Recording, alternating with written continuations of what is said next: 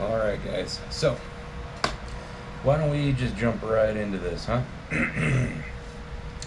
Why we should not abolish the ATF. Several different reasons.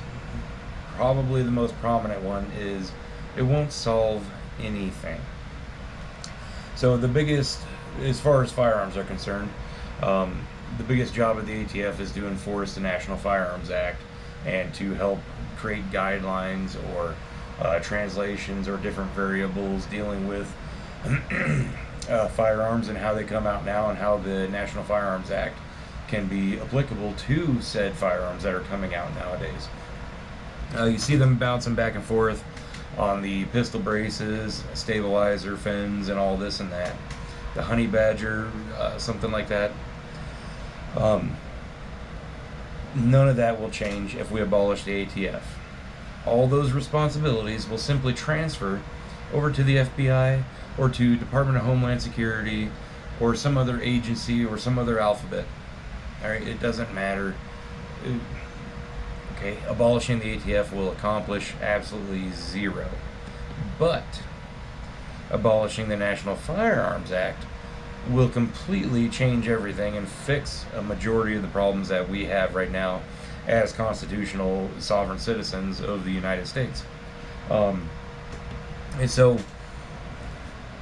if they abolish the NFA, the National Firearms Act, what responsibilities will the ATF still have? I'm sorry, the ATFE. As far as firearms go, all they have then is the responsibility of tracking down felons who have come into possession of firearms, or tracking down felons who are attempting to get firearms, especially if they're going through an FFL and then they get denied. Well, that's a felony.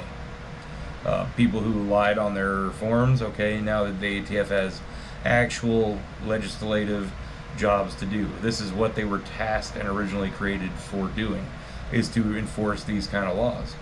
But not only with firearms, obviously alcohol and tobacco and explosives. But by abolishing or rescinding the National Firearms Act, we then free up with 10,000 ATF agents they have. 10,000 ATF agents can actually focus on the criminals and the crimes actually committed. This is not the Minority Report. They cannot preemptively arrest people or take any sort of judicial action towards anybody without an actual crime occurring.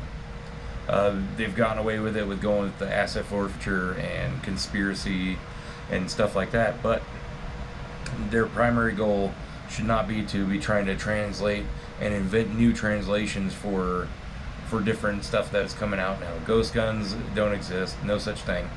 Assault rifles don't exist, no such thing. You have AR-15s, AK-47s, bolt action rifles. Excuse me. You have a lot of several different rifles. None of them are assault rifles. Okay. Same thing with pistols, right? The length of a pistol is so trivial it's not even funny. Right? It is petty. It is simply to give them something to do, because the ATF has been getting all this funding for how many years. If they're not actively enforcing any laws or going after people or staying busy with translating new words for silly pistol braces or stabilizers, then they have no reason for the funding. That is why the ATF and the NFA are still so prevalent today. It's all about money entirely. So contact your local state representatives, your congressmen, your senators, and let them know that they need to repeal the National Firearms Act. The ATF can stay. They're not doing anything anyways. The National Firearms Act is doing nothing but generating $200 tax stamps on everything and giving the ATF busy work to ask for more money every year from Congress. Alright? Thanks guys. Train hard, rest easy.